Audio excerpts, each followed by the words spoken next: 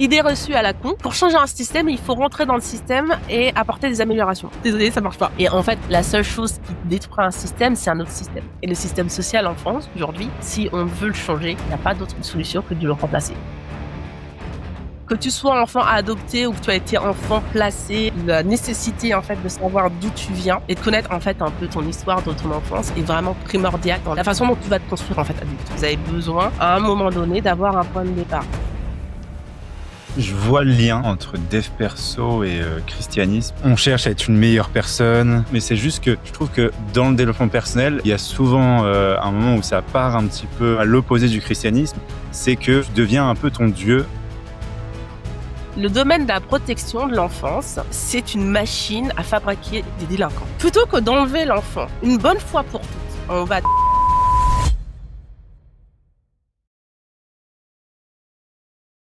Bonjour tout le monde, aujourd'hui on reçoit Nancy qui nous a contactés sur Twitter, avec qui on a pu échanger pas mal de fois et avec qui on s'est rendu compte qu'on avait beaucoup de sujets sur lesquels on allait pouvoir discuter. Et elle a eu un parcours atypique, extrêmement intéressant, qui aurait dû la mener tout droit vers la prison, les drogues et très mal finir. Et au final, aujourd'hui, ça a l'air d'être une personne assez exceptionnelle, avec beaucoup d'histoires et qui a su rebondir. Et du coup, aujourd'hui, ça va être un épisode un peu histoire à la légende, où on va revenir sur ton passé, voir un peu les parallèles qu'il y a avec nous, justement, et comment un jour, tu as opéré un shift, un changement sur ta façon d'appréhender le monde et qui t'a peut-être sauvé. Comment tu vas ? Très bien, bonjour Alex, bonjour Victor, merci énormément de me recevoir chez vous, Zone Frange.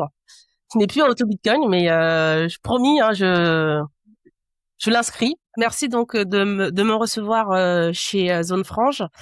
Donc aujourd'hui, je suis avec vous pour parler de la transformation qui m'a permis en fait d'aujourd'hui d'être parent de 4 enfants et d'éduquer mes enfants dans un esprit libéral et de liberté. Ouais, parce que pour que les gens comprennent bien, même si ça va se ressentir, je pense, dans ton histoire, c'est que t'es pas né libéral et tu ne l'es pas depuis très très très longtemps. C'est que t'avais plutôt un passé, certains vont dire de gaucho, voire même d'écolo.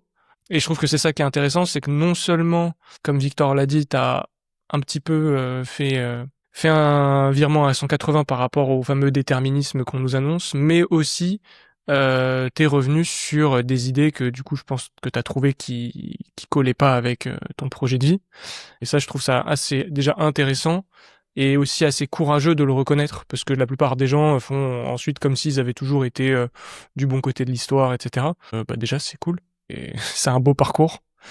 Et pour ça, je pense que le mieux, ce serait de rentrer dans le vif du sujet et de comprendre d'où tu viens.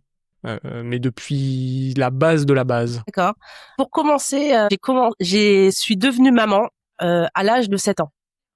Ouais, je sais, c'est un peu tôt, mais rassurez-vous, je ne suis pas devenue maman par procréation. Je suis un peu comme la Vierge Marie. Moi, je suis devenue maman par mission, en fait. Pour faire simple, je suis née à Haïti en 1983 et je suis la 3e enfant d'une fratrie de 5. Et dans les années fin des années 80 et début des années 90, Haïti a connu une guerre civile. Et à ce moment-là, en fait, ma situation s'est énormément dégradée. Mon père est décédé et ma mère, ne pouvant plus s'occuper de nous, a pris la décision de nous mettre à l'adoption. Donc sur les 5, 2 seulement pouvaient être adoptés parce que les autres, ils étaient plus âgés.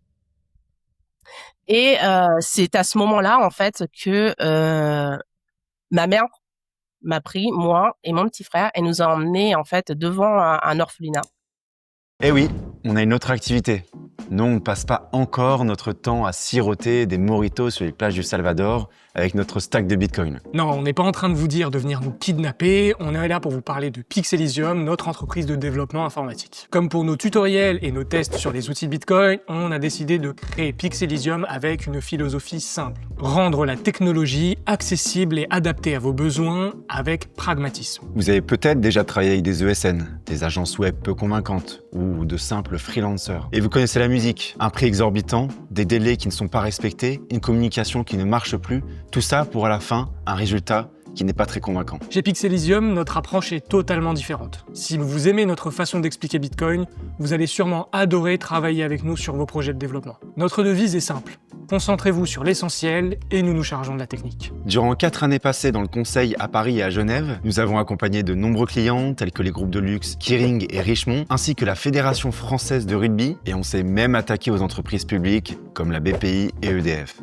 Mais ce n'est pas tout. Nous avons également plein de réalisations à notre actif. Je ne vais pas toutes vous les citer ici, mais je vais quand même vous donner une petite idée. Une application mobile de streaming de vidéos privées Scanderia pour Idrissa Berkane, la plateforme de gestion des ventes et des affiliés pour Consensus Network, de nombreux sites web modernes et dynamiques, des boutiques en ligne, des SaaS, des logiciels, bref, à peu près tout ce que vous pouvez imaginer. Bon, et si vous voulez en savoir plus, vous pouvez visiter notre site web pixelysium.com ou cliquer sur le premier lien dans la description qui vous permettra de transformer vos idées en réalité en réservant un appel 100% gratuit avec nous, et vous pourrez donc nous faire part de vos idées ou de vos problématiques. Qui était tenue à l'époque par des bonnes sœurs, en association avec des Français. Et elle m'a fait demander une promesse, elle m'a donné une mission, et c'est cette mission, en fait, qui a fait de moi une maman à l'âge de 7 ans. C'était surtout, prends soin de ton petit frère et ne le quitte jamais. Donc, à ce moment-là, elle nous laisse devant l'orphelinat. Il y a des gens qui nous prennent en charge et elle s'en va. Et je n'ai plus de nouvelles de ma mère ni de ma fratrie, mais je suis restée en fait à l'orphelinat, désespérément à mon petit frère, sans jamais le lâcher, avec cette promesse de surtout ne le quitte pas et prends soin de lui. Et ça a été vraiment un moment assez fort parce que je devais avoir 6 ans passés, 7 ans, presque 7 ans, et je réalise que le temps n'est pas infini en fait, que rien n'est éternel. Et cette appréciation du temps, de la consommation du temps en fait, et va me suivre en fait tout au long de ma vie parce que je comprends que du jour au lendemain, ta vie en fait, elle peut basculer, elle peut changer, ce que tu aimais, ce que tu avais, eh ben ça peut disparaître. Et qu'est-ce qu'il faut faire dans ce cas-là en fait? Ben est-ce que tu passes à regretter le temps qui est passé ou est-ce que tu essayes de construire et de te projeter dans un temps qui ne t'appartient pas encore aujourd'hui, tu vois? Et juste pour comprendre, tu disais que c'était un moment très fort. Je suppose que ça a été très dur déjà, période, et t'arrivais à projeter quelque chose de positif, enfin, des souvenirs en tout cas que t'en as, t'arrivais à projeter quelque chose de positif sur le futur ou tu voyais vraiment ça comme un futur noir assez sombre? Pas exactement, ni l'un ni l'autre en vrai, parce que Ok. ce qui est passé est passé de toute façon. Et l'obsession en fait, c'était de sauver mon frère en fait. C'était vraiment de faire en sorte que lui, il ne souffre pas. Et je me souviens et quand plus tard, j'ai regardé le film La vie est belle avec Benigni en fait. C'est un monsieur qui se retrouve dans un camp juif avec son petit garçon et dans un camp nazi et en fait il joue le pitre pour amuser son fils pour éviter qu'il souffre. Et en fait j'ai beaucoup aimé en fait ce film parce que ça m'a rappelé à un moment donné que ma mission en fait c'était de faire croire à mon frère que les choses allaient bien se passer en fait. Mhm. Donc j'avais pas pour mission mais je m'interdisais en fait de dire non mais c'est triste, c'est pas possible parce que si je suis triste, lui il va pas y aller en fait. Donc là, il fallait mettre en place des mécanismes et des choses pour que lui, il le vive le mieux possible. C'était pas pour moi, c'était avant tout pour lui. Mhm. Mais ce que je trouve hyper intéressant, c'est que vraiment, je trouve que c'est vraiment ça, t'as vraiment joué le rôle de parent, et tu me dis si je me trompe, parce que moi, c'est que des expériences rapportées, vu que je ne suis pas père, mais pour moi, le rôle d'un parent, surtout quand il s'occupe d'un enfant, c'est de le protéger d'une certaine façon du réel, c'est-à-dire de continuer à le cajoler, alors par petites touches de de lui apprendre la vie, de le laisser tomber, de le laisser se tromper, mais qu'un juste milieu pour qu'il ne se brûle pas et qu'il, bon, n'exagérons pas qu'il meure pas, mais c'est vraiment, en fait, t'as vraiment joué le rôle de parent où, le réel est relativement horrible, mais moi je vais te montrer quelque chose de plus doux, de plus rassurant. Par contre, ce qui est terrible dans cette histoire, c'est que c'était pas ton rôle normalement. C'est que du coup, en Non. faisant ça, d'une certaine façon, t'as dû sacrifier, je suppose, une part de toi parce que qui prenait soin de toi du coup à ce moment-là. Oui. Alors effectivement, on peut se poser la question de qui prend soin de moi en tant qu'enfant, mais en fait, c'est donnant-donnant en fait. C'est jamais à sens unique parce que en même temps, quand j'avais des coups durs avec des coups de comment dire, bien sûr, mon petit frère est descendu de son lit d'orphelinat à quatre pattes, il remontait dans mon lit et du coup, on était deux. Mhm. Il y avait ce soutien mutuel là, qui s'était créé. On était Mhm. forts tous les deux dans l'adversité. Et c'est surtout en fait ce qui était déterminant, c'était la capacité en fait à se projeter dans un futur meilleur à deux. Bien sûr, les enfants, ils ont cette capacité en fait à s'imaginer des univers parallèles, à rêver debout. Mais c'est vrai que cette capacité à se projeter dans le futur, à investir dans le futur, en fait, tu apprends. C'est après que j'ai compris, mais c'est en fait, tu apprends en fait à apprécier le temps long. Ok, c'est la merde là, mais si on fait ça, ça, demain, en fait, ça sera cool en fait. Mhm. Tu as dit un moment, il fallait que je fasse croire à mon petit frère que tout allait bien. Ouais. Mais quand tu dis ça, c'est que bon, à part la situation qui était compliquée, que vous aviez plus vos parents, que vous étiez pas vraiment chez vous, et ça se passait bien quand même à l'orphelinat ou c'était vraiment compliqué dans des conditions pas terribles? Alors, des conditions pas terribles, tout est relatif. Ouais. Voilà, faut quand même. Moi, j'aime pas du tout le côté misérabiliste, mais ça n'a rien à voir avec le standard français. Hein. Donc, moi, je suis partie quand même d'une situation où concrètement, on avait tellement rien à manger que ma mère, en fait, elle mangeait de l'argile, de la terre qu'elle allait le ventre. Quand tu arrives à l'orphelinat, certes, tu arrives dans un dortoir, t'as plein de gamins, c'est assez, t'as pas d'affection parce que tu gères en fait des gamins en fait. Enfin, tu gères des statistiques, tu gères des flux en fait. Ça rentre, ça sort. Donc du coup, non, tu n'es pas dans un milieu aimant, certes, mais en attendant, tu as à manger.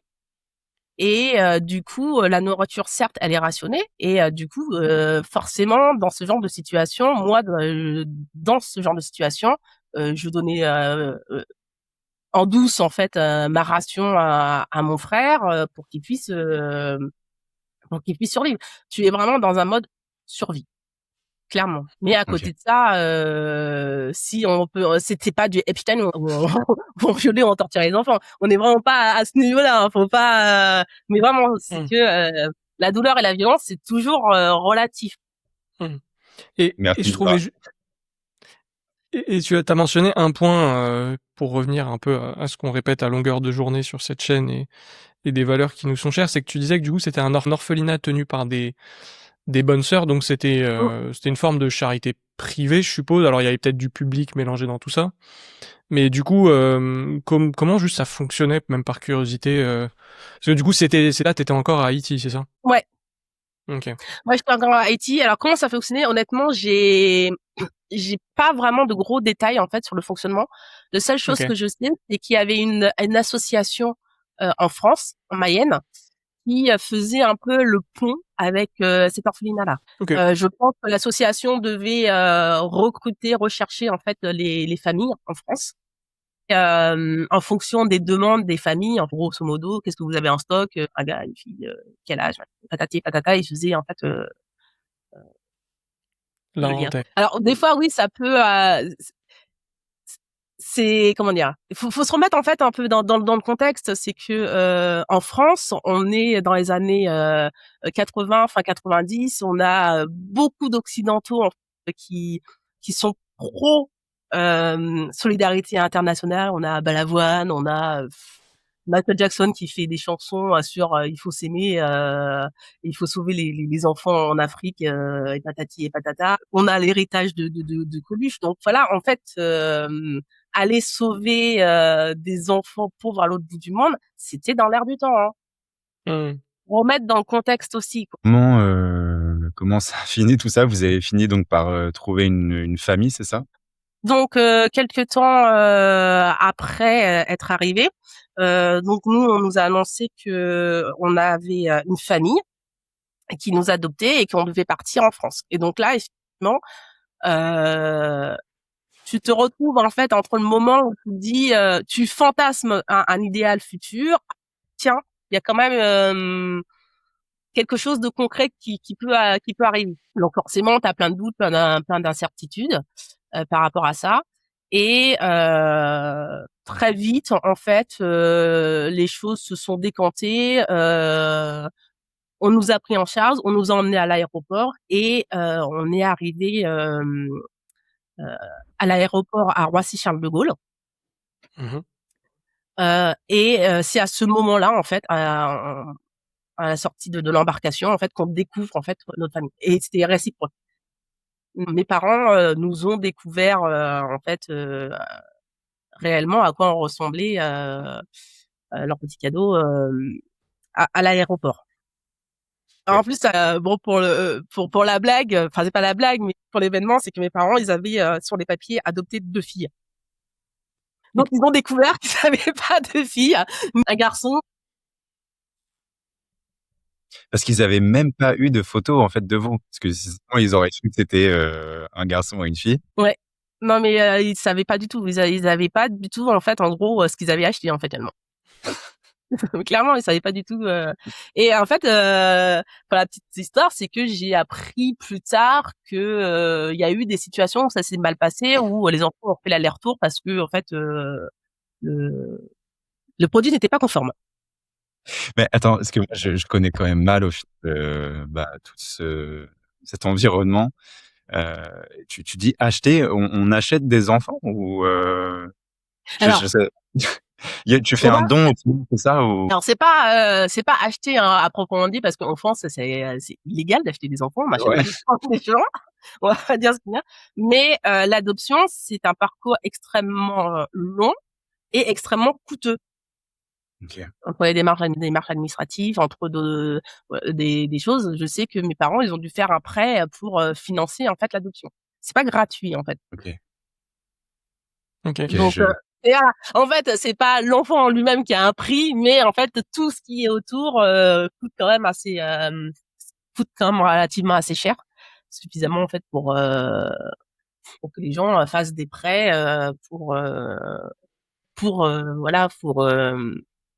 répondre en fait à toutes les exigences. Ouais, mais c'est encore le gouvernement qui met tellement de législation de freins qu'il y a un moment t'es obligé de faire un prêt pour juste sauver des vies quoi.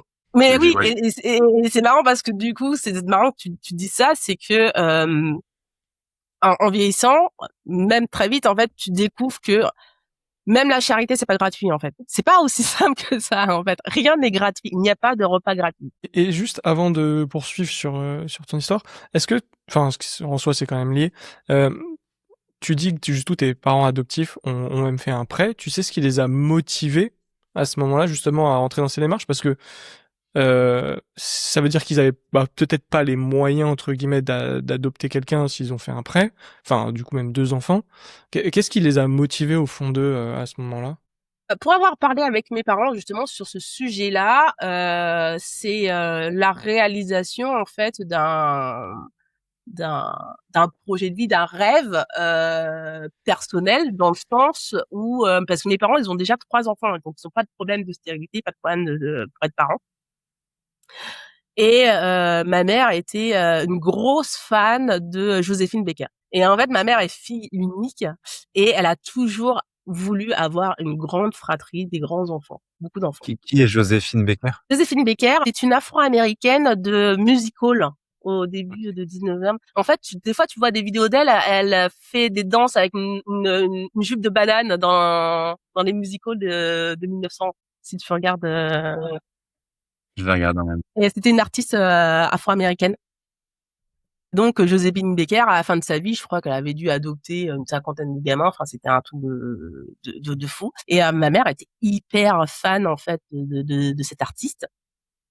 Et puis, du coup, dans les années 80, 90, en fait, on a des gens comment dirais-je, qui vivent, en fait, le crédit est un moyen de fonctionner, en fait. C'est pas une question de pas pouvoir en fait avoir d'argent, c'est juste qu'en fait le crédit il est facile en fait. T'achètes, les gens ont accès au crédit et tu peux avoir le crédit pour tous les projets de ta vie. Et du moment que tu es solvable, en fait, tu peux faire un prêt à peu près Ok. sur tout, quoi. Donc, sachant que mes parents, ma mère était fonctionnaire, directrice d'école. Mon père était artisan, donc c'est pas une question de personnes qui avaient pas les moyens, c'est juste que en fait, pour eux, le crédit c'est le une façon de C'est le mode de financement. c'est le Ok. mode de financement le plus classique, quoi. Ok. Donc là, tu rencontres tes parents, maintenant c'est comme ça que tu les appelles, Ouais. et que tu les considères. Et à ce moment-là, t'es resté combien de temps à l'orphelinat et tu as quel âge? Alors, du coup, moi, quand j'arrive en France, j'ai 8 ans. Je suis arrivée à peu près, je suis arrivée en mai 91 et donc à ce moment-là, j'ai 8 ans. Donc je suis Ok. restée peut-être 1 an, 18 mois à l'orphelinat, mais je suis vraiment restée très peu de temps parce qu'en fait, il y a des enfants qui sont restés beaucoup plus longtemps que moi. Et du coup, nous, on est restés peu de temps et on arrive en France. J'avais 8 ans et mon petit frère, lui, il avait encore 6 ans parce que lui, il est de fin d'année. Et du coup, c'est à ce moment-là en fait que ça devient un petit peu choquant pour moi. C'est que par rapport à l'adoption c'est aussi avant tout une démarche administrative. Et cette démarche administrative, c'est une adoption plénière.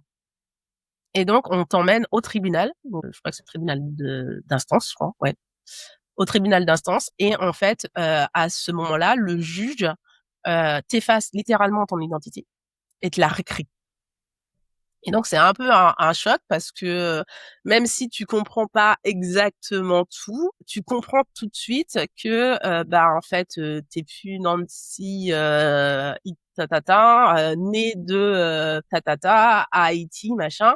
En fait tu es Nancy X fille de ok bon enchantée fille de oui ok enchantée.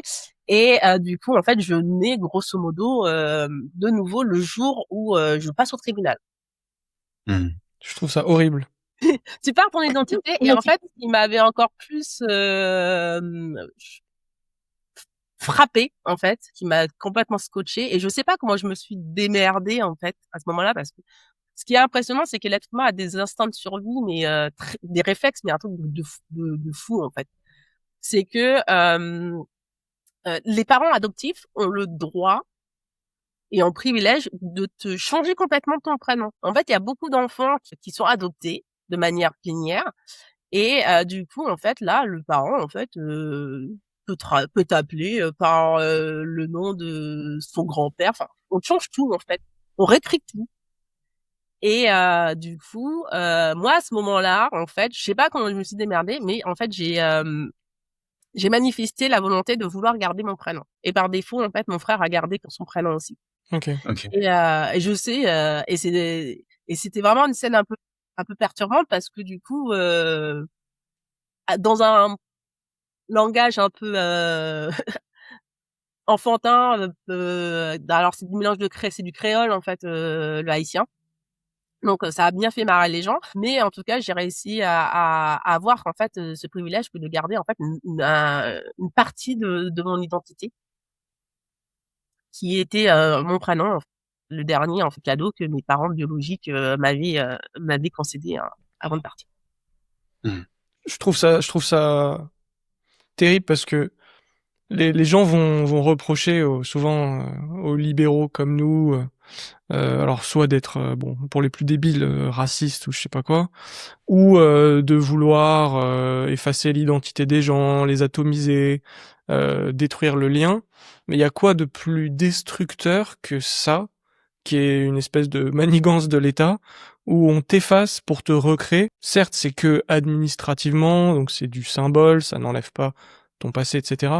Mais je trouve que cette étape, elle est quand même assez violente, surtout que c'est quand même fait dans un cadre qui, je suppose, n'est pas hyper convivial. Si tu vas dans un tribunal, c'est un juge, t'es pas dans une petite pièce, sympa, très bon enfant. Bon, bah, faut remplir 2-3 documents, ça prend 5 minutes. C'est que je suppose quand même que c'est un passage assez peut-être pas traumatisant, mais qui peut être assez violent. Et c'est là où on se rend compte qu'il y a quand même une absence d'humanité quand c'est quand c'est managé par autre chose que des institutions privées peut-être mieux gérées, parce que ouais, de ce que tu me dis, ça fait pas rêver quand même, hein. Non, déjà, ça fait pas rêver. Et en fait, là où c'est, comment dirais-je, c'est pervers, c'est que le fait de enlever l'identité de quelqu'un, c'est de lui enlever, je dirais pas son existence, mais ça, en fait, on est des animaux sociaux, donc on se reconnaît en fait que à travers le regard de l'autre. Donc quand tu n'as pas de nom et que tu n'as pas d'identité, t'es personne en fait. Et ce qui est vachement important, c'est que moi, ce que je me suis rendu compte, c'est que après, en vieillissant, en ayant rencontré d'autres personnes qui ont été adoptées, en fait, le fait de ne pas avoir eu d'identité, d'avoir changé d'identité, ça crée vraiment des problèmes psychologiques en fait.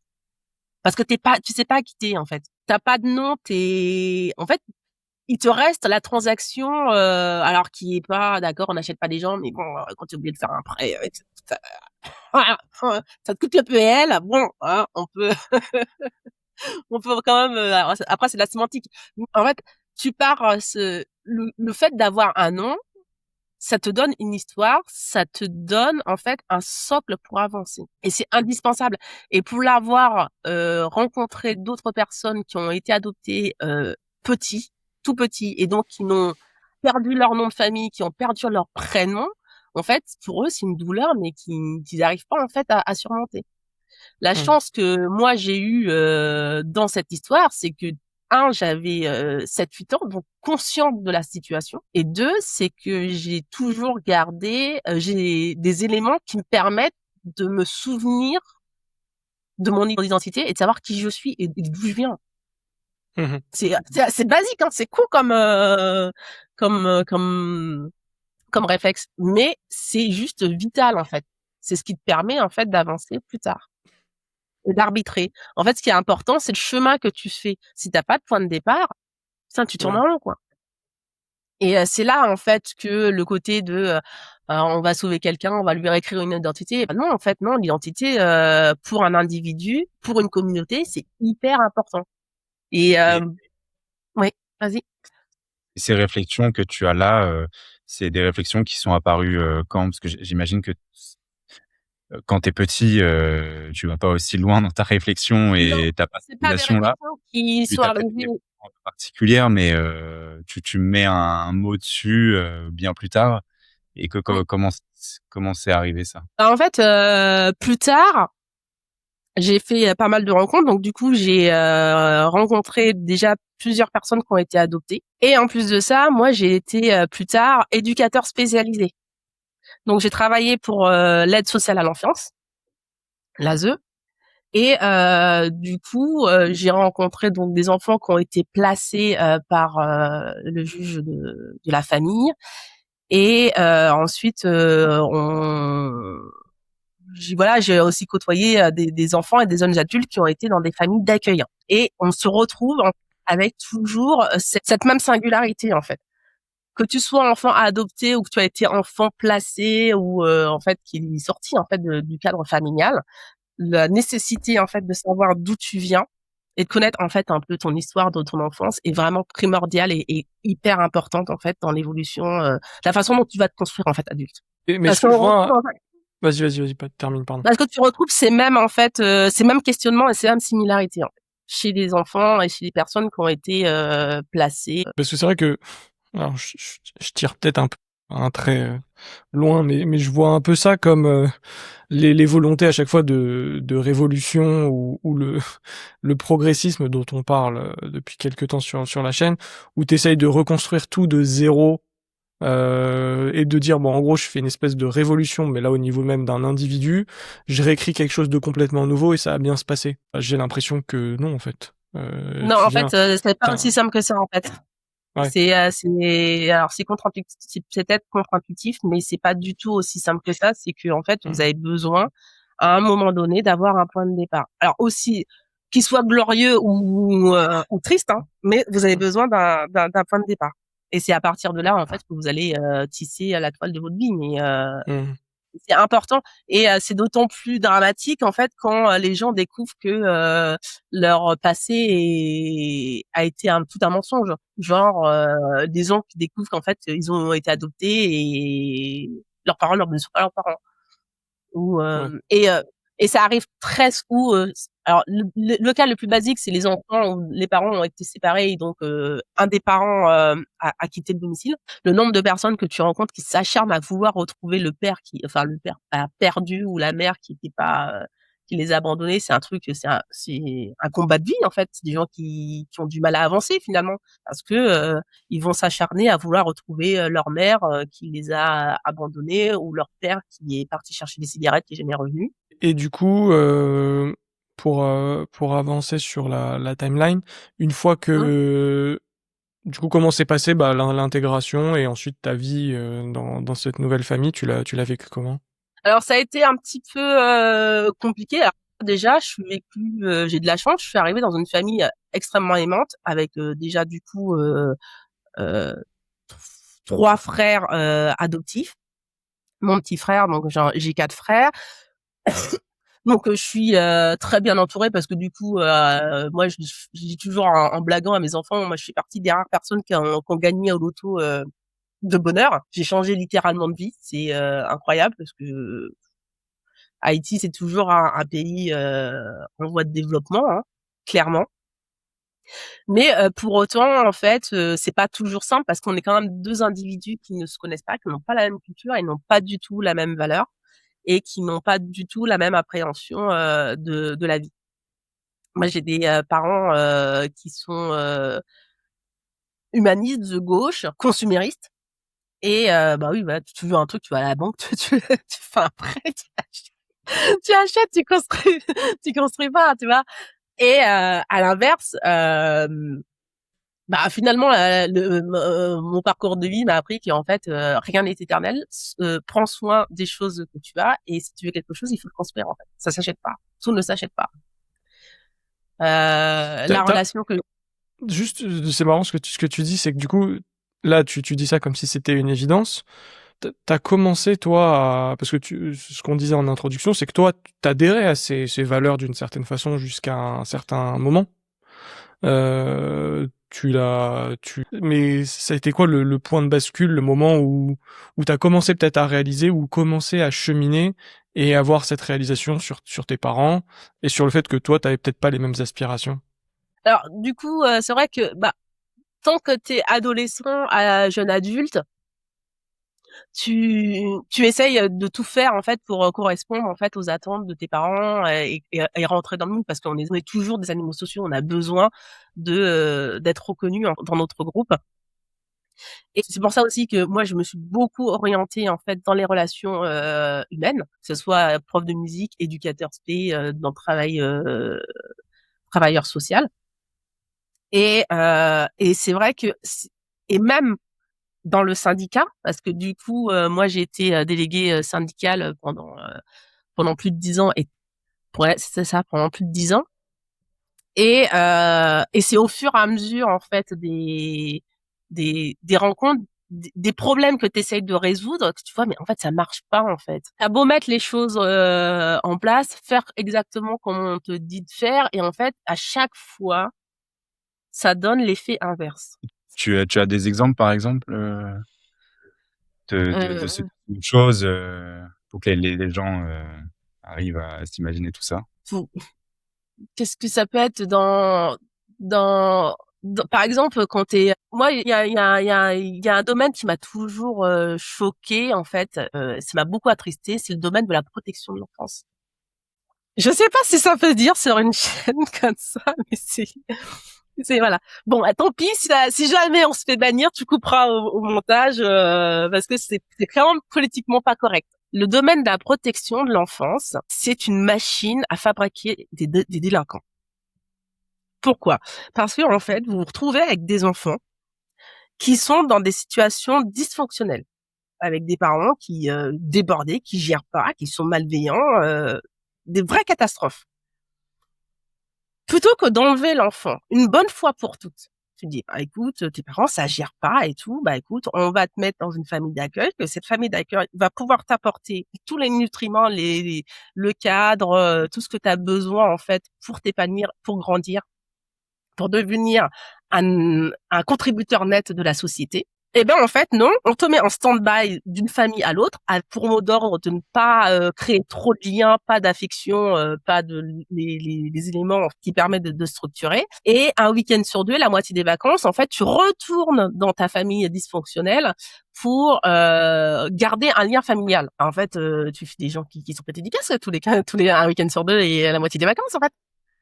Parce que tu passes d'une structure où en fait on te demande de faire des devoirs, d'être carré, d'être posé, d'anticiper et de faire des choses dans la règle de l'art. Et puis un week-end sur deux, la moitié des vacances, en fait, t'es dans des gens qui se hurlent dessus, qui se tapent dessus, des fois qui se droguent, enfin qui sont complètement pétés du casque, qui font du chantage affectif, patati et patata. Et en fait, on te traîne comme ça. Si t'es enlevé de chez tes parents à l'âge de 8 ans, bah de 8 ans jusqu'à 18 ans, dans des situations où en fait t'es une démarche administrative qu'il faut caser. Et forcément, quand tu arrives à 18 ans, ben, tu deviens majeur. Et forcément, à ce moment-là, on te dit, écoute, mec, t'es majeur, t'es responsable, tu es capable d'être un citoyen éclairé. Bien sûr que non, ça marche pas. Ça marche pas. Et bien sûr que 9 fois sur 10, les garçons, ils finissent en prison, bien sûr. Ils sont 18 ans bourrés de testostérone, complètement déstructurés, ils ont connu un nombre d'éducateurs, de structures, incalculable, et on leur demande d'être capable d'aller voter, d'avoir une vie cohérente. Ça marche pas. Et typiquement, le domaine social de l'enfance, il est déstructurant. Et pourtant, c'est bien il faut surtout pas séparer les parents des enfants. Faut garder le lien. Faut continuer à verser des allocations aux parents pour qu'ils puissent s'occuper des enfants. Non, mais les parents ils marchent pas. Les parents ils sont défaillants. Sauvez les gamins, enlevez-les, donnez les allocations familiales peut-être à des éducateurs ou des familles d'accueil qui sont structurées, qui sont capables de gérer les enfants. Puis, vous inquiétez pas, un être humain, ça vit 80-90 ans. S'il en a besoin de revoir ses parents quand il sera majeur, il pourra recréer des relations saines avec ses parents. Et ne pourrissez pas son enfance avec des principes foireux de lien entre parents et enfants. Et pourquoi tu penses que ça serait lié au fait que c'est lié au service public? Pourquoi ça se passerait mieux si c'était géré par du privé? Il y aurait plus de feedback du réel? Mais il y a toujours du feedback du réel, parce que de toute façon, quand tu travailles dans le domaine de l'éducation ou des familles d'accueil, en fait, tous sont d'accord pour dire non, mais à chaque fois qu'ils retournent dans la famille, c'est la catastrophe. C'est pire que mieux. Mais c'est parce que c'est quoi? En fait, on peut pas le dire parce que en fait, c'est la loi prévoit que l'enfant doit avoir un lien avec avec son père, avec sa mère. C'est eux qui sont prioritaires, et que on ne peut pas. En fait, c'est comment dire. Ça va être dégueulasse ce que je vais dire, mais en gros, on est vraiment dans la logique de Hitler. Non, mais on peut pas séparer les enfants des parents. Si, on n'est pas obligé de tous les foutre dans le même panier, dans la même charge. Enfin, non, on peut pas sacrifier un enfant parce que ses parents sont pas à la hauteur. Mais est-ce que c'est pas un tout petit peu, en tout cas moi comme je le perçois, contradictoire avec ce que tu nous disais par exemple sur le fait que pour la construction de l'enfant, c'était justement mieux de garder son passé, son nom, son prénom, l'histoire de ses origines, et en même temps que tu te rends compte que après, à terme, quand tu regardes dans l'accompagnement de l'enfance, déjà ça se passe mal avec les parents. Dans le cas où on a envie de garder ce lien, on se rend compte qu'au final c'est destructeur et qu'à un moment mieux vaut faire un peu table rase, passer à autre chose, et puis après si dans le futur il a envie de recréer du lien, il le fera, mais ça sera quand il sera plus vieux. Ouais. En fait, l'histoire et le lien, c'est pas forcément, ce sont deux choses vraiment différentes. Connaître, en fait, son histoire, savoir d'où tu viens, qui sont tes parents, comment t'en es arrivé là, c'est une chose. Mais en fait, avoir une relation forcée, c'en est une autre, en fait. Et en fait, on peut très bien être on peut très bien être un enfant placé à la DAS et connaître ton histoire, en fait. En fait, c'est là que les gens confondent en disant oui, mais bon, tu te rends compte, il est à la DAS, c'est parce qu'il a une enfant malheureuse, donc du coup, on va pas lui dire toute la vérité parce que c'est horrible. Non, dites-lui la vérité. Alors, vous n'êtes pas obligé de rentrer dans les détails, des trucs glauques, mais dites-lui la vérité. Il a besoin de connaître la vérité.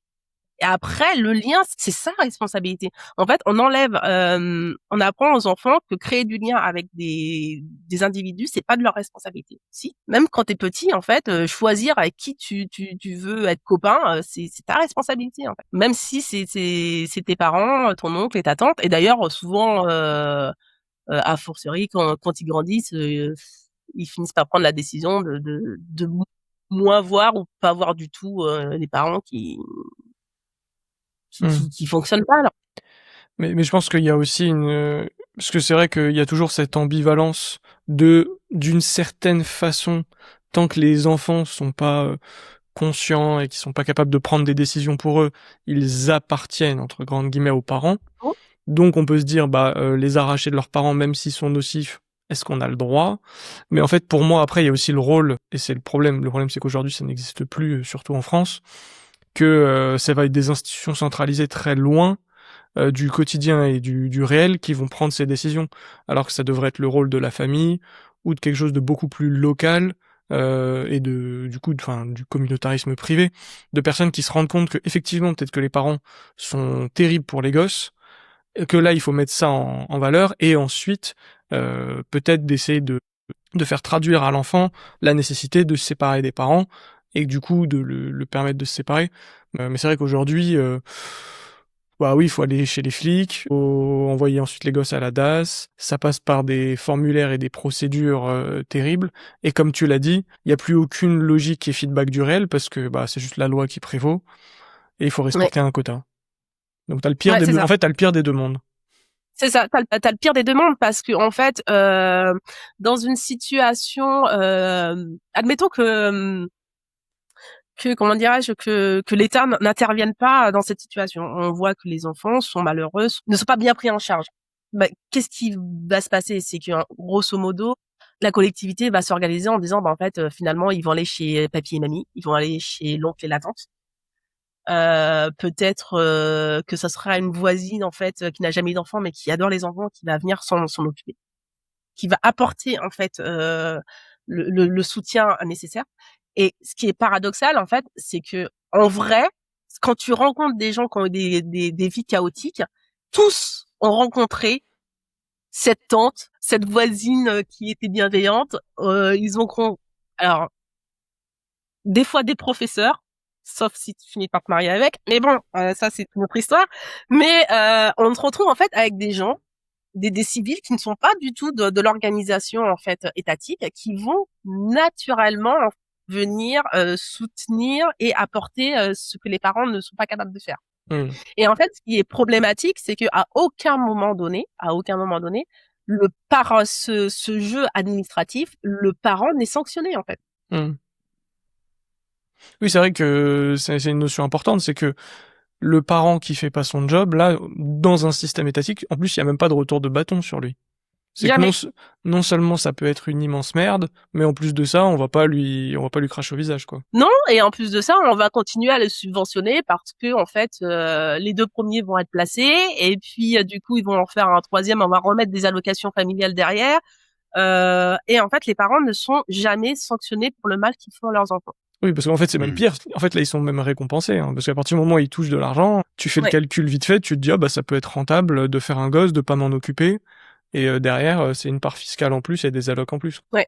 Et en fait, du coup, en fait, quand tu reprends un petit dézoom un petit peu, en fait, ces personnes qui arrivent en fait à s'en sortir et qui arrivent en fait à avancer dans la vie, à un moment donné, ils vont te dire, en fait, c'est parce que du coup, j'ai rencontré telle personne en fait qui a été pour moi un père, j'ai rencontré telle personne qui a été pour moi une mère, parce qu'en fait, naturellement, les gens, en fait, on n'a pas besoin de l'État en fait pour faire ce genre de job. On le fait naturellement en fait. Les gens auraient un peu plus de ressources pour le faire. Ouais.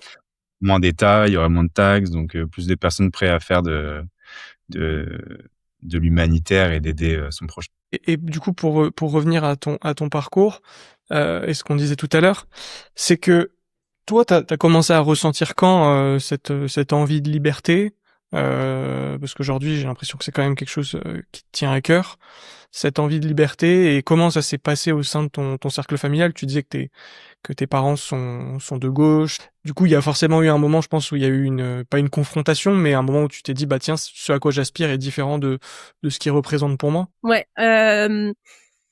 Alors après, comment dire, moi j'ai toujours comme enfant adopté, j'ai toujours été entre guillemets un aigle marron, tu vois. T'as l'esclave, mais qui a quand même tendance à faire chier son maître, tu vois.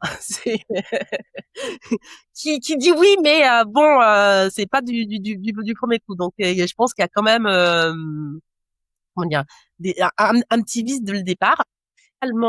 Globalement, je pense que le moment du ras-le-bol, en fait, de cette situation, ça a été, comme on l'a raconté à Romuald, au moment de la présidentielle de Hollande, ça a été, en fait, la goutte d'eau qui a fait déborder le vase, en fait. Ça a été, à un moment donné, on nous a dit, mon ennemi, c'est la finance, et on va travailler sur ça pour plus de justice sociale. Je pense même pas qu'il a attendu 2 heures avant de faire l'inverse, quoi. Il a complètement chié sur ses électeurs. Clairement, je pense que voilà, ça a été vraiment la goutte d'eau qui a fait déborder le vase. Et c'est à ce moment-là, en fait, que je me suis sentie vraiment humiliée, comme en fait un retour en arrière où en fait t'es un enfant et on te raconte tout et son contraire pour te faire avaler pour ton bien, tu vois. Soit disant que c'est pour ton bien, on te raconte des mensonges pour t'obliger à faire quelque chose que toi tu sens en fait que c'est pas clean, tu vois. Et là du coup en fait c'est à ce moment-là en fait qu'on a commencé en fait par prendre les choses par le début et à vouloir en fait s'éduquer financièrement. Le premier livre qu'on a lu en fait c'était Père riche Père pauvre de Robert Kiyosaki, qui nous a emmené en fait dans l'investissement immobilier, et on est tombé par hasard sur Bitcoin. Et là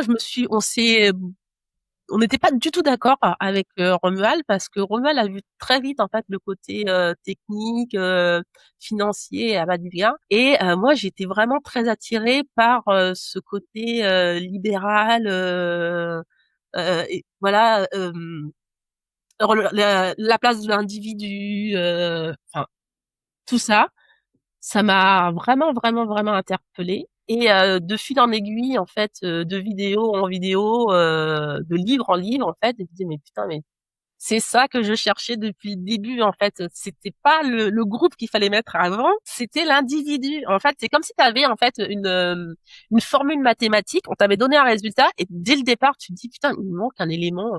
C'est pas bon en fait. OK, je comprends comment dire, la formule mathématique, mais il y a un truc qui va pas en fait. Tu cherches en fait le truc qui va pas. Et oui, effectivement, ce qui ne va pas en fait, c'est la place de l'individu en fait dans l'action et dans la société. Est-ce qu'on le met avant ou après par rapport au groupe? Et petit truc, du coup, c'est qu'à cette époque-là, quand toi t'as cette réalisation, professionnellement parlant, tu faisais quoi? Parce que du coup, si tu travaillais dans les milieux que tu nous as décrits, t'as dû commencer à avoir une sacrée dissonance entre les idées que tu cheminais en toi et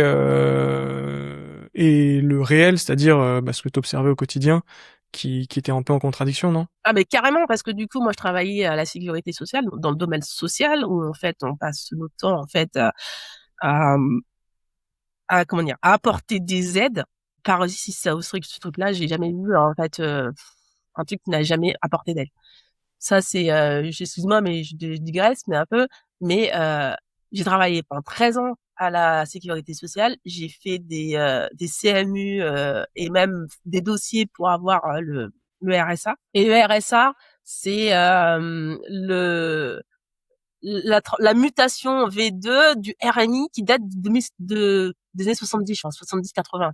Non, mais si ça marchait, on l'aurait arrêté, en fait. Pourquoi on continue, en fait? Ça date des années 80, on est en 2018, 2017, et on continue, et en plus, on fait des nouvelles versions. Donc, c'est que ça marche pas. Statistiquement, c'est que ça marche pas. Tu vois, c'est ce genre d'opération que tu dis, OK, si je fais un RSA, un RMI, je vais donner à des personnes qui n'ont pas de revenus, ça va les aider, en fait, ça va les aider, et à la fin, ils iront mieux. Et t'as beau appliquer la méthode, tu dis, mais non, ils reviennent tous les ans. Ça marche pas, en fait. Ouais. S'ils ont besoin de toi tous les ans, c'est que ça marche pas. Mais c'est vrai que ça, c'est un point qui est intéressant. C'est que la plupart des gens ont une prémisse de oui, aider les gens, en admettant que ça les aide vraiment, il faut le faire, ils ont besoin. Et on pourrait, si on faisait abstraction de tout ce qu'on sait, se dire ouais, pourquoi pas, ça peut être une bonne idée. Mais c'est vrai qu'il y a toujours ce problème d'absence de feedback du réel, même si on admet qu'on pourrait mettre en place certaines mesures, il y a jamais le feedback du réel qui est ça ne marche pas. On prévoit un scénario A, on prend une action B, on arrive à Z pendant 50 et on se dit pas bah tiens, alors s'ils avaient un peu de jugeote, ils se diraient tiens, peut-être que ce qu'on fait ne marche pas. Mais s'ils en avaient encore plus, ils se diraient peut-être que ça fait même l'effet inverse. Parce que la réalité, c'est que le RSA et toutes ces mesures ont l'effet inverse. C'est que plus t'en donnes, plus les effets sont catastrophiques. Je pense que les allocataires du RSA, et si on même on remonte au RMI, ne cessent de grimper, en fait. Il y en a toujours de plus en plus, et on ne cesse de donner de plus en plus d'argent. Oui, alors, il y a ça. Mais il y a encore un effet de bord, parce que du coup, ce qu'on voit et ce qu'on ne voit pas, mais c'est un truc de dingue, parce que du coup, j'ai lu ce petit livre de Bastia depuis il y a pas longtemps, et en fait ça a encore été une claque, parce que tu me dis putain, mais oui, c'est ça en fait. Il explique déjà, lui à l'époque, il avait compris en fait la supercherie. Comme je te dis, je travaillais à la sécurité sociale pendant 13 ans, et j'ai travaillé dans un service, c'est le service invalidité. C'est quoi le service invalidité? C'est que toute personne qui travaille, qui a un accident de la vie de tous les jours, qui n'est pas lié au travail. Hein. Par exemple, tu es en train de élaguer ta haie un dimanche, tu tombes de ton échelle, tu te pètes une jambe, tu peux plus travailler, voilà, tu peux avoir une pension d'invalidité si ta capacité de travail en fait est réduite suite à cet accident. Ok. Le principe, c'est sur le papier, c'est bien. C'est-à-dire que il t'arrive une merde dans la vie, tu peux pas travailler à 100%, tu as une incapacité de travail, et donc du coup, la sécurité sociale va te verser une pension d'invalidité sur certains critères. Sauf cette pension d'invalidité est conditionnée à des conditions de revenus et des revenus antérieurs que tu as eu avant cet accident. Je m'explique. Imagine, tu as 40 ans. Tu as un accident, tu peux pas travailler, tu as des prêts, tu as fait des prêts, tout ton train de vie en fait est calé en fait sur les revenus que tu as. Et tu te dis bon, 40 ans, OK, je gagne pas mal, mais il me reste encore une petite vingtaine d'années pour continuer à progresser et à évoluer. Non, non, non, non, non, parce que en fait, ta pension d'invalidité, elle est calculée par rapport à tes salaires avant, et en fait, tu as une fraction. Et si jamais en fait tu travailles et que tes revenus dépassent cette fraction, ben en fait tu perds ton allocation. Ce qui fait en fait non seulement tu ne peux pas travailler pour compléter, revenir dans une vie active et te projeter loin, et en plus de ça, tu es limité en fait par ce revenu qui est par décret en fait. Oui, parce que ce que tu dis, c'est que c'est une pension qui t'est versée même en cas de retour en activité, c'est ça? C'est pas juste uniquement pendant... à condition que ça ne dépasse pas les revenus que tu avais avant. C'est-à-dire que en fait, si tu gagnais, je dis une bêtise, le SMIC, à partir du moment où tu as cette pension, en fait, tu ne pourras jamais avoir plus que le SMIC. Et ça va jusqu'à ce que tu meurs, parce que ça va impacter aussi ta retraite. Ça veut dire qu'en fait, à partir du moment où tu as cette aide, bah t'es condamné. Hein. Tu ne pourras plus jamais évoluer. Tu ne pourras jamais rien faire de mieux. Ta vie s'arrête là. Si je comprends bien, c'est comme le chômage, c'est ça, c'est qu'on te donne seulement la différence qui te permet d'arriver jusqu'au montant des indemnités. Ouais, c'est ça. En fait, t'es bloqué. En fait, t'es stop, bloqué. Tu peux pas évoluer. Alors le chômage, de toute façon, lui, il a une date de une péremption. date butoir. En fait, une date de péremption, parce que passer en fait ton droit, le nombre de mois qui peut t'indemniser, après t'es libre de faire ce que tu veux. Mais là, la pension invalidisée, en fait, elle va jusqu'à vitam aeternam, en fait, puisqu'après elle se transforme en retraite. Et en gros, je veux dire, si t'as le malheur d'avoir un accident, en fait, de l'avoir à 40 ans, bah pour tout le reste de ta vie, tu ne peux plus rien foutre. Sauf si tu décides d'y renoncer. Mais tu sais que t'as un handicap et que du coup, tu pourras pas travailler. Il faudra que et c'est vachement difficile pour les gens, en fait, qui savent qu'ils ont un handicap, de dire que je ne pourrais pas être à 100% ou 200%. Je suis pas compétitif forcément non plus par rapport à quelqu'un qui est complètement valide. Mais en même temps, je ne pourrai jamais changer ma situation. C'est un, comment dire, une épée de Damoclès du fatalisme et du déterminisme. Ouais, et puis surtout que t'es quand même enfin, généralement, si t'as un handicap comme ça, c'est que t'es pas au prime de ta vie, de ta forme, de ton mental. Donc c'est pas le genre de situation où tu te dis, tiens, parce que même je me dis, déjà de le faire sans aucun problème, c'est compliqué, mais là, c'est pas le genre de moment où tu vas dire, tiens, je vais porter mes couilles, je vais renoncer à ça, et puis je vais aller faire all-in, et je vais essayer de faire beaucoup. Bah, on te met comme ça un truc sous les yeux où on te dit, tiens, on va te maintenir en vie pendant encore 20 ans, et t'auras de quoi te payer un abonnement Netflix et te faire une séance de ciné par mois, ou tu vas prendre des risques, où il y a un monde où tu finis à la rue, et où tu peux plus nourrir tes gosses. Bah, le choix, alors pas forcément rationnel, mais en tout cas que la majorité des gens, et ça se comprend, va être la sécurité en fait, parce qu'on va d'abord rechercher la sécurité. Ouais, c'est ça. C'est ça. Du coup, oui, tu te rends compte en fait que tu te dis, oui, je comprends pas pourquoi les gens en fait ils se retrouvent sur des ronds-points avec des gilets jaunes et qui pètent un câble. Mais oui, mais en fait parce que en fait les aides que tu te donnes, en fait ça deviennent des prisons. À partir du moment où tu les acceptes, tu rentres dans une prison et tu peux plus t'en sortir. C'est l'enfer. C'est l'enfer. En fait, et c'est déjà ce principe d'aide que à un moment donné dans mon travail, je dis mais en fait t'aides pas les gens. T'es une usine à fabriquer des pauvres. C'est une usine à fabriquer des pauvres avec un parcours administratif infernal, mais t'es une usine à partir des pauvres, parce que quand tu dis aux gens, ta vie, elle s'arrête là, et quoi que tu fasses, tu ne pourras pas faire mieux. Non mais c'est juste désespérant en fait. Tu m'étonnes.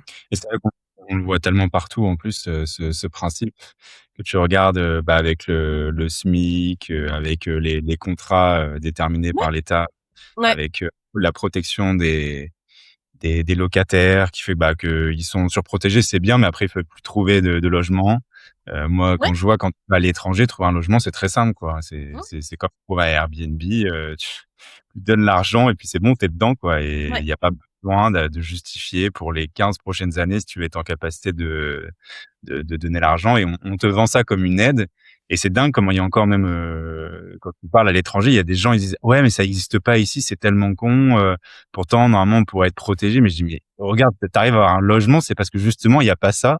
Et toi tu voudrais importer le socialisme qu'on a dans nos pays, dans des endroits à l'étranger. Les gens sont dans un décalage, et dès que tu leur fais ouvrir les yeux, ils commencent à dire ouais peut-être, et puis après souvent ils changent de sujet. Mais mais t'as été très gentil hein, là. Je trouve que le problème en France, c'est pas que tu dois justifier que tu peux payer le loyer pendant 15 ans.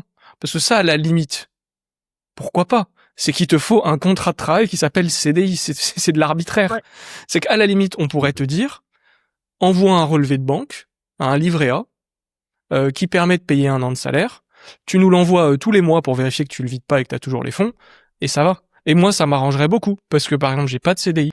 Du coup, je vis comme un espèce de SDF. Enfin, j'ai un appartement, mais je peux pas prendre un appartement à la hauteur de mes moyens. Juste parce que y a que ma copine qui a un revenu en CDI, que je peux justifier de payer 2 ans de loyer n'importe où, mais pas de CDI, donc ton dossier ne passe pas. Ouais. Et puis voilà comment ça fonctionne.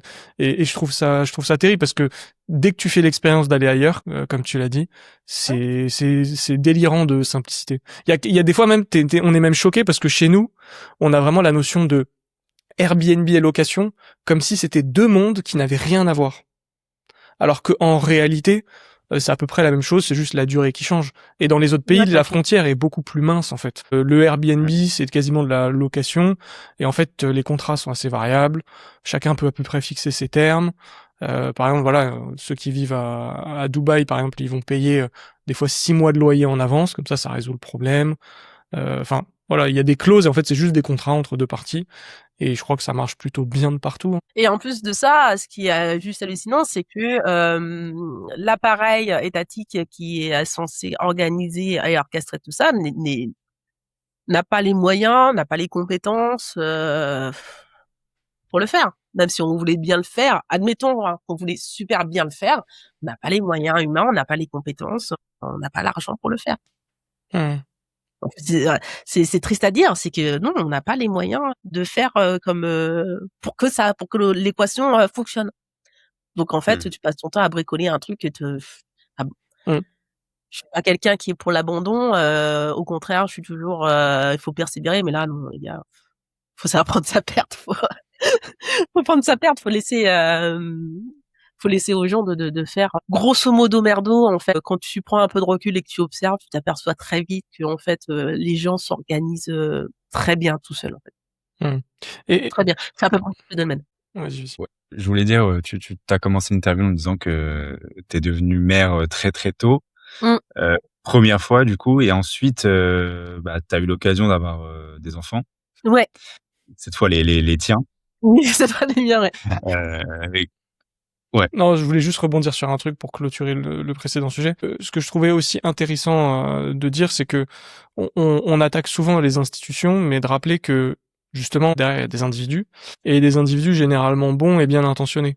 C'est-à-dire que toi, par exemple, t'as été pendant longtemps fonctionnaire, donc les personnes sur qui on tape à longueur de journée, à qui on explique que c'est dysfonctionnel. Et ce qui est fou, c'est que t'as beau avoir la volonté de faire bien, de vouloir aider, que ce soit ancré en toi avec toutes les meilleures idées du monde, le fait de t'inclure dans ce système fait que ça ne marche pas par défaut et fait de toi, in fine, un parasite. Ça qui est terrible en fait. C'est que même toi, je pense qu'en tant que personne qui a travaillé, quand tu travailles à la Sécu, tu te disais pas, enfin, toi ton but c'était d'aider les gens, le résultat c'est qu'en fait tu coûtes aux gens, tu coûtes des impôts et tu ne les aides pas.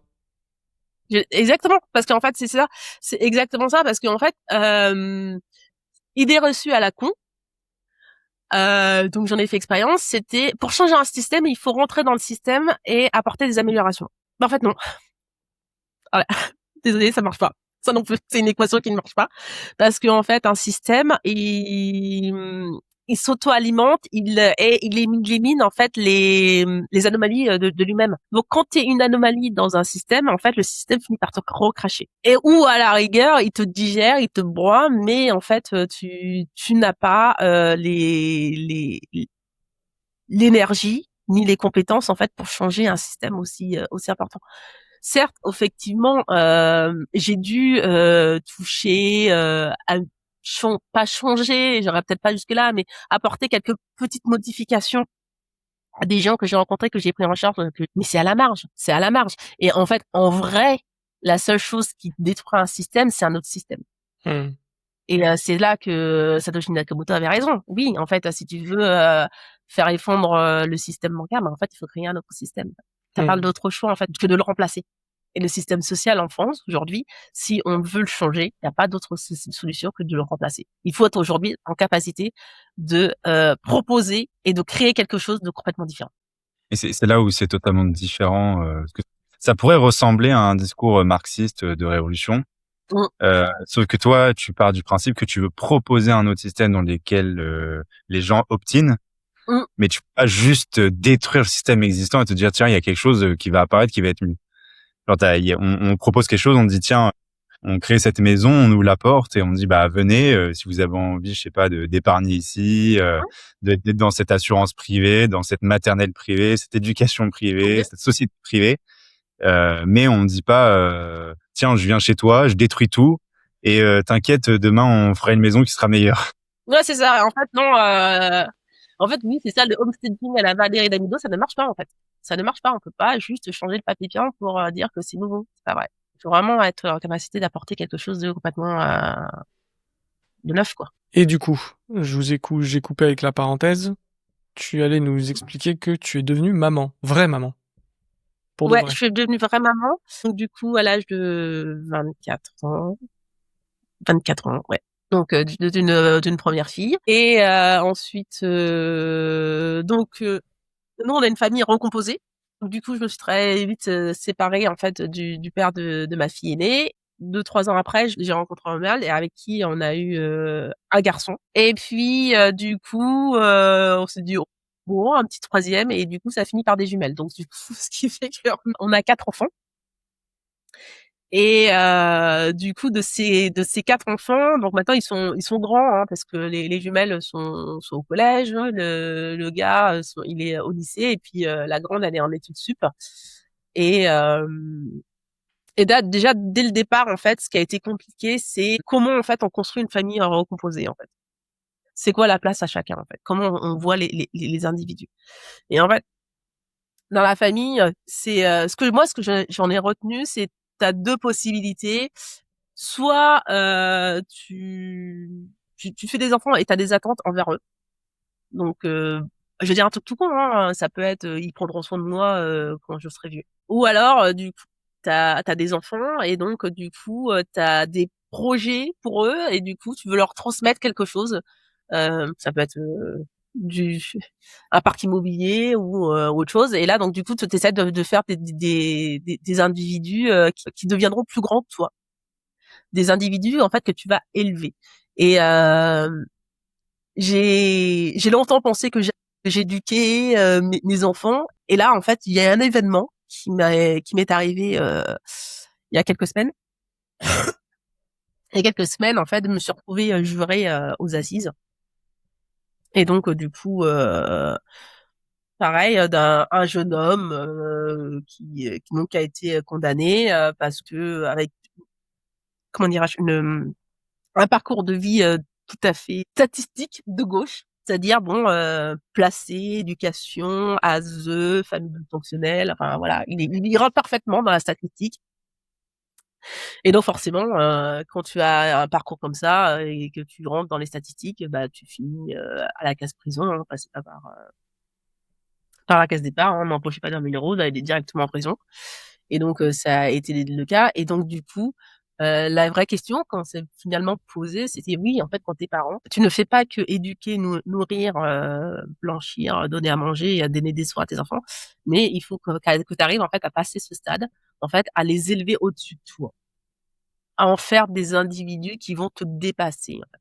Et là, de nouveau, je retourne en arrière, en fait, tu es au tribunal et tu retournes en arrière et tu revois en fait cette étape de l'enfance où en fait, oui, à un moment donné, pour avancer, il faut avoir des projets qui te dépassent, qui vont au-dessus de toi.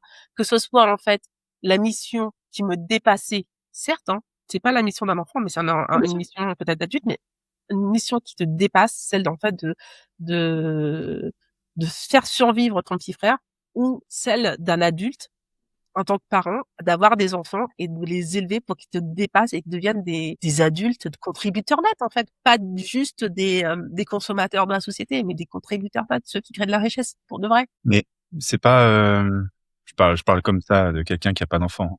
À prendre avec des pincettes. Mais c'est pas dangereux aussi un projet où je te dis bah il faut que tes enfants te dépassent. Ça met pas une pression énorme sur les enfants? Justement, c'est marrant que tu me dises ça parce que maintenant, je suis coach. Et du coup, on fait du développement personnel et donc du coup, tu vois, avec Bitcoin et nous, en fait, on essaye quand même d'aider les gens à passer le cap du changement et à se projeter, tu vois. Et dans le développement personnel, il y a des termes en fait et des attitudes qu'il faut pas confondre. Et en fait, ce qui est dangereux quand t'es parent, c'est quand les parents ont des attentes de l'enfant. C'est-à-dire, je vais te donner un exemple, j'ai toujours voulu être chirurgien, c'est le rêve de ma vie, donc du coup, ma fille, elle sera chirurgienne, tu vois.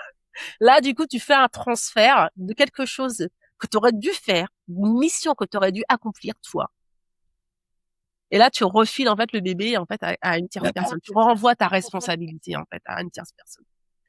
Mais par contre, à l'inverse, quand tu vois quelqu'un, quand tu projettes la personne sur, peut-être qu'il sera youtubeur, peut-être qu'il aura une super grande chaîne, peut-être qu'il aura plein d'autres choses, mais que c'est pas forcément une attente, mais peut-être un désir, une imagination, une projection future de l'individu. Ça donne un objectif. Ça veut pas forcément dire en fait qu'il va le réaliser, mais en fait, il a une vague idée où il veut aller en fait. Et pour moi aussi, surtout qu'il y a quand même une notion là, c'est plus abstrait que concret, dans le sens où je veux faire de lui une bonne personne, une personne qui est épanouie, qui réussit, qui est heureuse, ce qui est plus abstrait que je veux faire de lui un chirurgien à 27 000 € par mois, qui vit dans un château à la campagne. Je pense qu'il y a aussi de ça, c'est que le premier est plutôt désirable et atteignable parce que déjà c'est un spectre, alors que le deuxième n'est pas désirable et deux est tellement binaire qu'il y a aucune chance en fait que ça se passe. Et je trouve que même à son échelle individuelle en fait, parce que pour moi en fait la relation avec l'enfant, c'est un peu la même qu'on doit avoir avec soi. C'est-à-dire si on même à l'échelle individuelle se dire je vais être chirurgien comme ça, il y a une forte probabilité quand même que tu finisses à côté de la plaque, et avoir mis ça comme but ultime de vie, en fait si tu le rates, t'as pas raté ta vie. Alors que de dire j'ai envie d'être une bonne personne, j'ai envie d'être riche, j'ai envie d'avoir les moyens de mes ambitions, etc. C'est des objectifs plutôt abstraits avec un spectre que tu peux atteindre, et je pense du coup que c'est un petit peu ça aussi avec son enfant. C'est d'avoir des projections, et après surtout il y a pour moi une deuxième phase, et ça tu pourras peut-être nous dire comment toi tu le gères, c'est comment tu lui inculques, parce que toi tu peux faire des trucs dans ta tête, mais tant que tu lui as pas lui a pas transmis, lui il sait pas que t'as des grands projets pour lui par exemple. Oui, et un peu si tu veux, en fait, comme tu as raison, quand c'est quelque chose assez abstrait où en fait t'as des tendances, en fait t'as une vision, le chemin tu le fais au fur et à mesure. Et là c'est bateau, hein, et c'est la seule chose qui marche, hein, c'est la communication. Si t'échanges pas avec tes enfants, c'est mort. Si t'échanges pas tout court avec ton conjoint, tes enfants ou qui que ce soit, c'est mort. Tu peux pas construire en fait juste dans ta tête. T'es obligé d'avoir du feedback au fur et à mesure. T'es obligé d'avoir du feedback. Et pourquoi quand est-ce que ça marche? C'est que quand l'enfant, le conjoint ou la personne se sent compris et se sent soutenu en fait dans sa réflexion, et que vous avancez ensemble. Et bien sûr, derrière, vous allez pouvoir échanger aussi sur des valeurs, sur les besoins et sur les croyances en fait que vos enfants sont en train de se construire, ou que vous auriez pu avoir en fait, parce que des croyances, on en a tous les 4 matins. Et puis tous les jours, en fait, ce qui est formidable avec les enfants, c'est que tous les 4 matins, en fait, ils détruisent allègrement toutes les croyances que tu peux avoir et toutes les certitudes que tu peux avoir en tant que sur l'éducation Montessori, voilà, ou les jeux en bois qui font pas de bruit. Non, t'inquiète pas, les enfants ils vont détruire toutes tes croyances sur la bonne éducation, et si t'es pas ouvert et que tu ne pratiques pas de la communication, oui, ça va être douloureux pour tout le monde, clairement. Pour ceux qui nous écoutent, sachez qu'il y aura une deuxième vidéo qui va suivre celle-ci, où Nancy sera avec Romuald, donc ton compagnon, je sais pas si vous êtes mariés. Alors on va dire ton partenaire de vie, où justement on va se focaliser sur la partie éducation. Donc on va vraiment faire un épisode beaucoup plus centré là-dessus. Celui-ci va pas tarder à s'arrêter pour que justement on n'empiète pas trop dessus. Donc ça vous donnera un aperçu de tout ce dont on va discuter, que ce soit l'école, l'éducation, comment on projette d'élever ses enfants au Socialistan. Est-ce que c'est possible de le faire avec le sourire, dans de bonnes conditions, et par rapport à ça, justement, vous avez un gros retour d'expérience là-dessus à nous faire.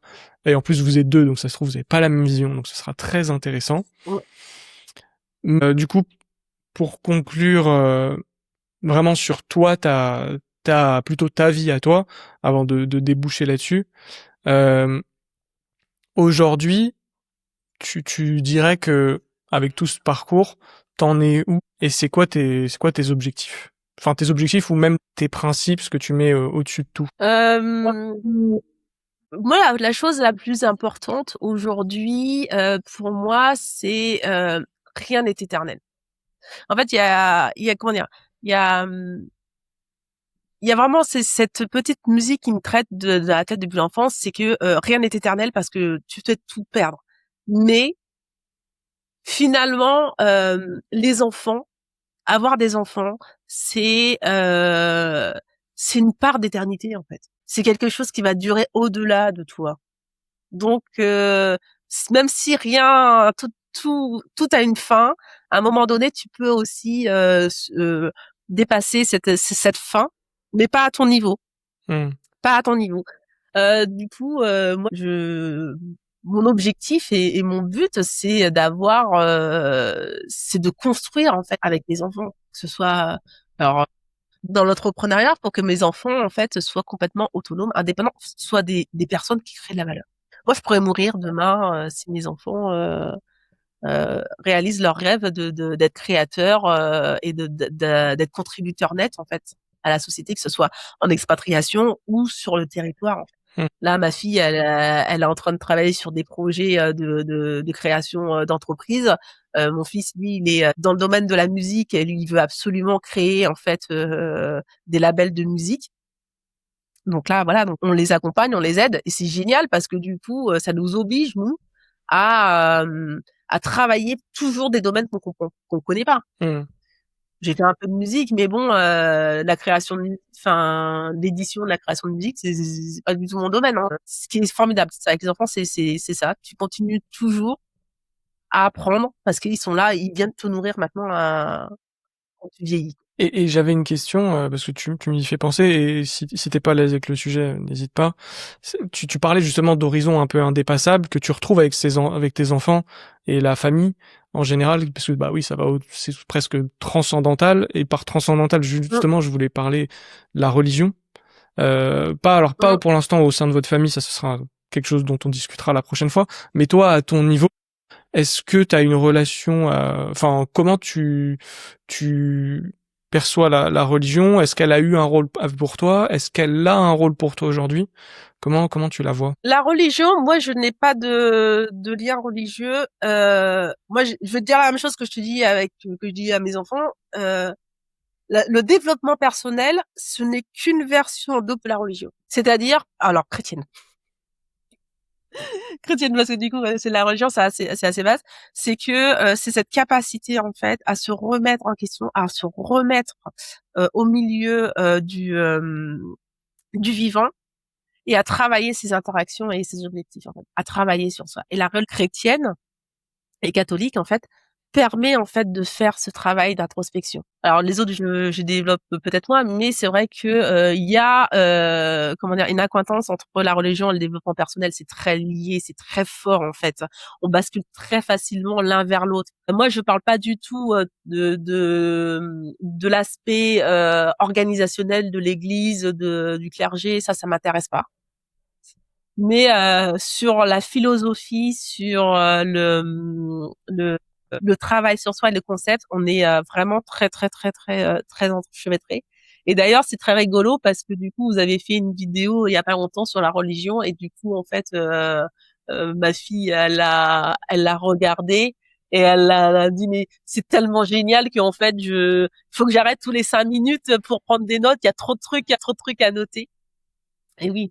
Donc, je me décris pas comme quelqu'un de religieux parce que du coup, je pense qu'il y a des gens qui le sont beaucoup plus que moi et qui vont vraiment, qui acceptent tout le package.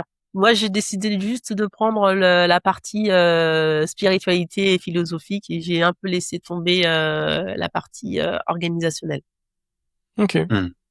Pour le lien entre dev perso et christianisme, je vois le lien, le fait de se dire ok, on cherche à être une meilleure personne, on essaie d'identifier ses problèmes, on travaille sur soi et puis il y a une sorte de logiciel individualiste qui est un peu né avec le christianisme où on est, comme tu dis, la segmentation entre, on voit le monde à travers le groupe ou à travers l'individu et on se dit, ok, dans le logiciel chrétien, on est d'abord un individu qui va essayer de s'améliorer, faire son lit, jouer avec son environnement local, sa maison, et puis après, on va commencer à penser aux autres, mais ça part toujours de soi. Pour ça, je suis d'accord, mais c'est juste que je trouve que dans le développement personnel, c'est là où il y a souvent un moment où ça part un petit peu totalement à l'opposé du christianisme, c'est que tu deviens un peu ton Dieu et je te dis si je veux, je peux. Il y a une sorte de toute puissance et il y a plus cette notion un peu qui est au centre du christianisme, que par exemple le péché originel, et que de toute façon il y a un moment on a besoin d'un sauveur externe et qui est Jésus-Christ dans le christianisme. Alors que dans le développement personnel, il y a pas vraiment ça. Il y a pas de fin et tu pourras toujours être mieux, et si tu trouves pas la raison pour laquelle t'es pas bien aujourd'hui, il faut juste que tu travailles un peu plus et tu la trouveras. C'est là où je trouve que on peut se perdre là-dedans. D'accord, ok, je comprends. C'est marrant parce que du coup, ma fille m'a fait une remarque similaire, tu vois, parce que du coup on en parlait on est passé 2 heures justement à discuter de votre vidéo la dernière fois.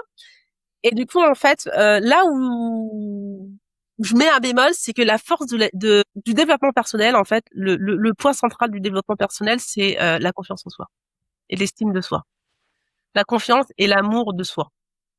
Et c'est c'est ça en fait qu'on retrouve énormément dans le christianisme. Et en fait, moi je me pose la question, j'ai pas la réponse, je me pose la question et je me demande en fait, dans la fameuse Trinité, le Père, le Fils et le Saint-Esprit, est-ce que à un moment donné, le Saint-Esprit, ce n'est pas cet amour que tu as pour toi? Est-ce que en fait le Christ, à travers le Saint-Esprit, ce n'est pas en fait notre miroir, en fait, cette confiance en nous et cet amour qu'on a en fait pour nous finalement?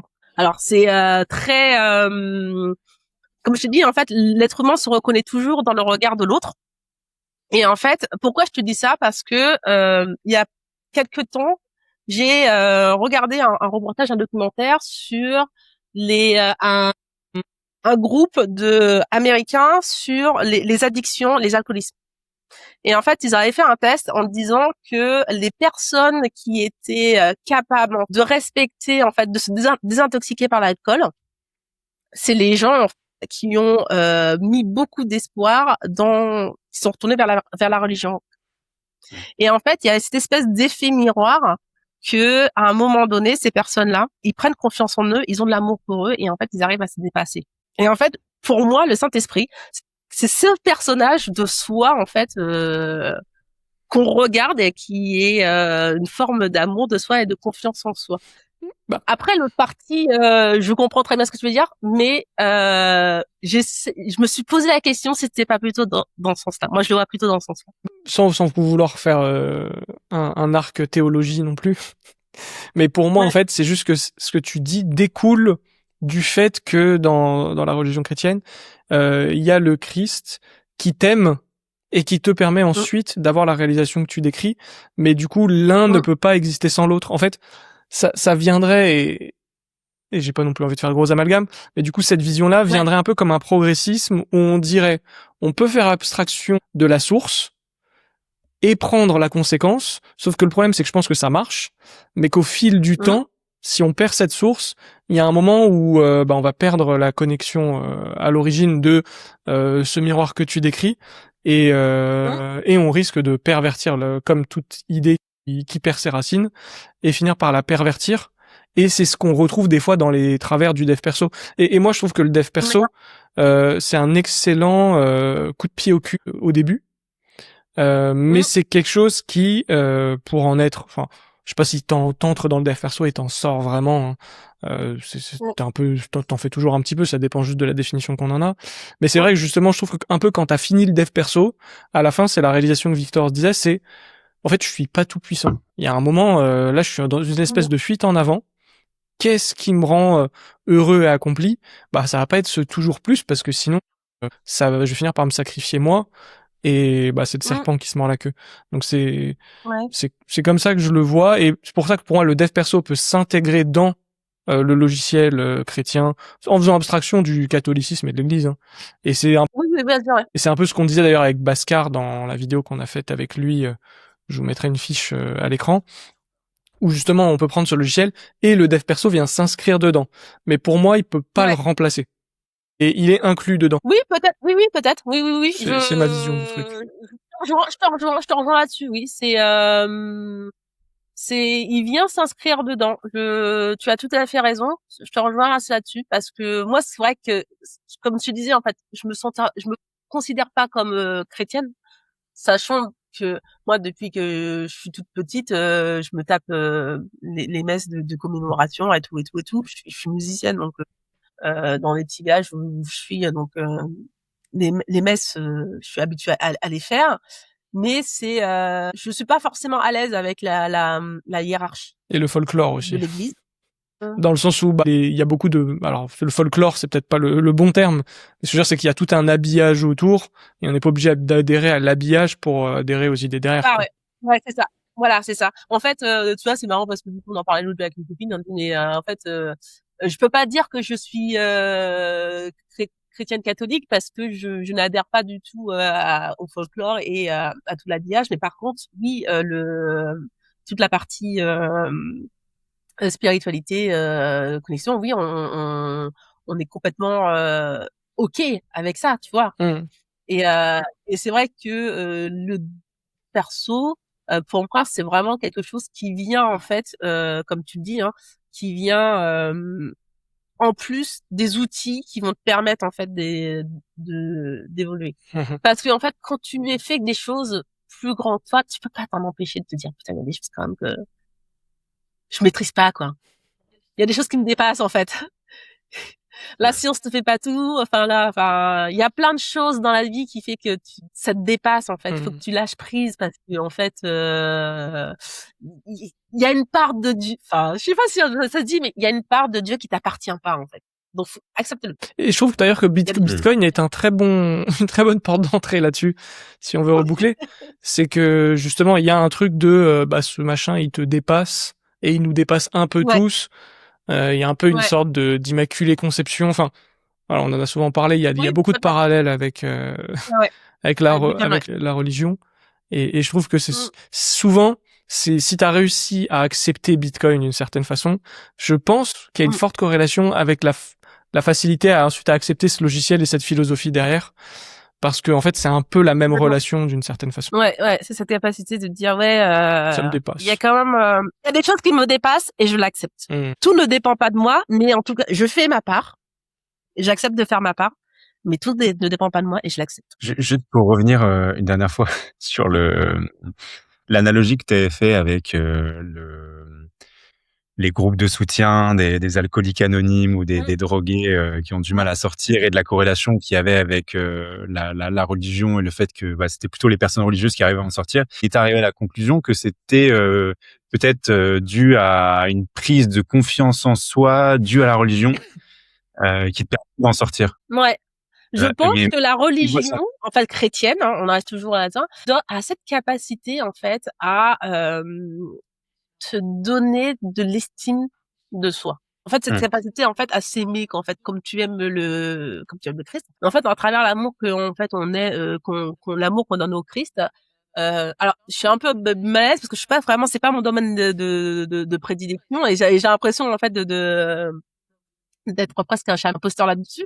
Mais ce que je ressens quand même, c'est que le fait d'aimer quelqu'un d'autre, il y a un effet miroir et en fait, du coup, tu t'apprécies et tu apprends aussi à t'aimer, quoi.